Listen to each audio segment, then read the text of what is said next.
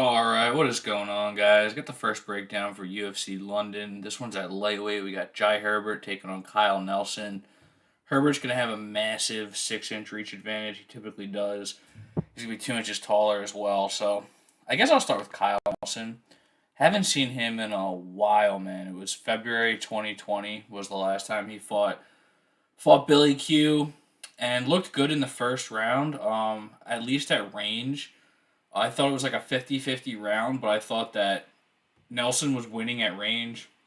Primary orthodox, good boxing stance. He has good kicks too, especially to the body. Good leg kicks as well, and all of that was on display. I thought his boxing to the body was what stood out in the first round there. If you're gonna make the argument that Billy Q won the first round, it was definitely in the clinch. Billy was just having a easier time in the clinch, and he was landing at range too. And then Nelson was clearly fading in like the beginning of the second round. It was starting to become pronounced that he was tired, and then he fades very hard midway through the second. Just starts getting touched up, gets dropped. He's basically toast at the end of the second. Gets dropped right at the beginning of the third round, and that was the end. So yeah, some things to like in that performance, but he is 1-4 in the UFC. He has a loss to Diego Ferreira in his UFC debut. It was on short notice, but he has some success in that fight. Let me see if that one was at lightweight because yeah, that was at lightweight. So he does bounce around between featherweight and lightweight. He's kind of built more like a lightweight, honestly. Featherweight seems like a tough weight cut for him, but yeah, he has some success in that one. Has Fahea hurt bad in the first round, but Fahea manages to survive, and then he gets his rhythm going. He starts, when he's more in and out, and he keeps Nelson on the end of his strikes. He has a lot of success in that fight, and yeah, he's able to get that one done. He does have a loss to Matt Sales. I believe he was Matt Sales' lone win with the promotion. I don't think he's with the roster anymore. And he does have a pretty impressive KO over Polo Reyes, standing knockout. Started with an elbow, and then he just went to town, gets the KO there. So yeah, he's 1-4, but again, he can definitely brawl. He's got some decent power, and in the first round, he's definitely dangerous. We've seen it a couple times with him. In terms of the ground game, he's pretty well rounded. He's one of these guys who he can impose his ground game against lesser grapplers.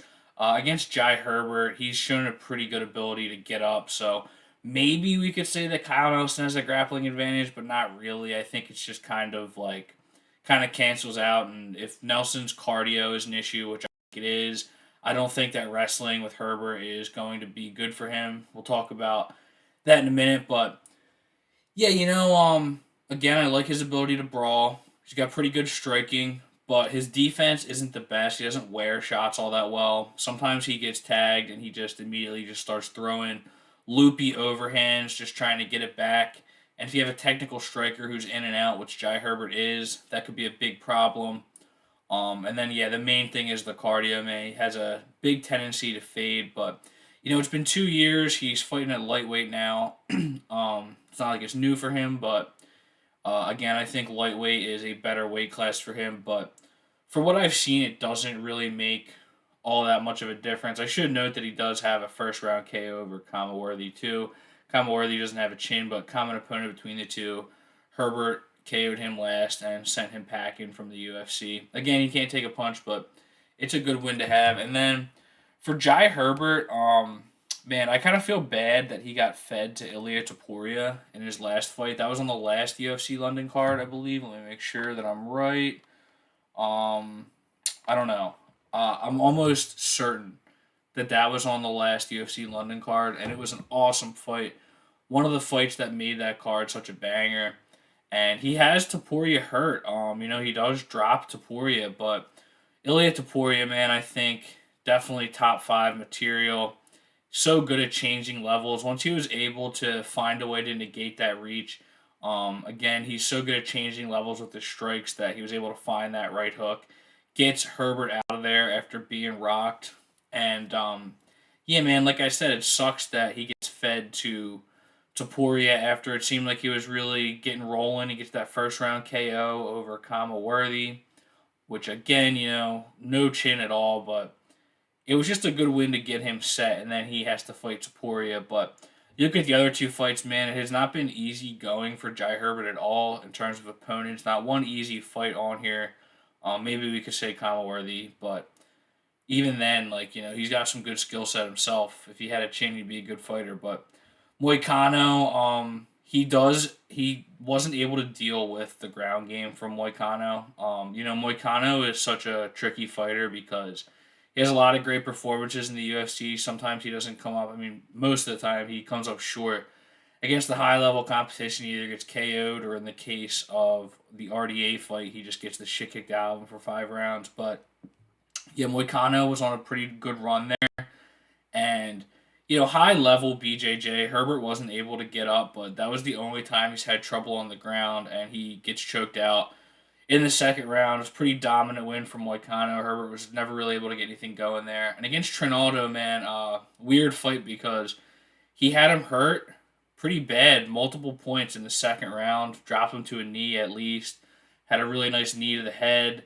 When Trinaldo did take him down, he was able to get to an advantageous position for a second, and then Herbert was able to skirt out of there. But then he just gets dropped by a beautifully timed overhand left. Should have been stopped right away, but he has to eat some more follow up ground and pounds. Actually, the fight that cost Dan Hardy his job as a commentator because he called Herb Dean out for it, which maybe he shouldn't have done that, but I mean, he was right.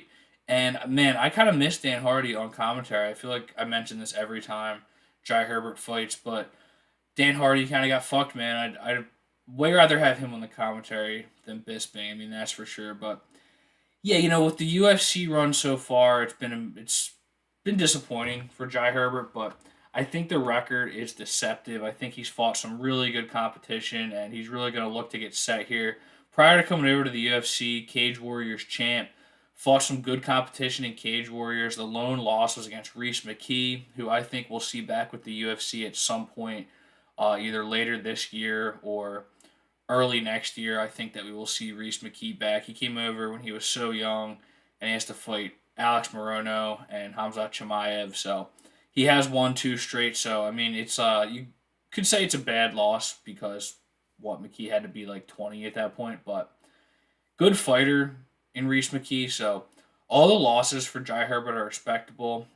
He's passed some tough tests in Cage Warriors. Kane Carrizosa, Jack Grant, a great grappler, great submission guy. Herbert was able to survive that test. Grant had him in some tough positions on the ground. He managed to get to his back at one point, but Herbert able to scramble out of there. Most of the time he defends the takedowns, and if he does get taken down, he's able to get up. So I don't think that he has to worry about the wrestling game in this one. Striking wise, though, there's a lot to like with Jai Herbert's game. Very rangy striker, great movement in and out. He's got a crazy accurate and powerful overhand right. That's his best weapon. Great kicking game. That's what he managed to drop Ilia Topuria with. He's pretty heavy on his lead leg, so he doesn't take leg kicks all that well. Kyle Nelson has good leg kicks. Could be a factor, but he's never really strung them together. If he wanted to, that could be a good route for him. But it's going to be difficult for Kyle Nelson to deal with that reach advantage for Jai Herbert. And if we look at this one on DraftKings, Jai Herbert minus 285 on FanDuel, a little pricier, minus 310. So I definitely expect Jai Herbert to close over 300. Might close closer to the minus 330 range, minus 350. And I agree with that. I went back and watched pretty much like all of Kyle Nelson's fight tape, and I'm pretty high on Jai Herbert. I don't want to say high on him, but again, I think he's better than the record shows. He's taken some. Some L's for the promotion. He's fought some killers on some good cards. So it's good that they are setting him up here with.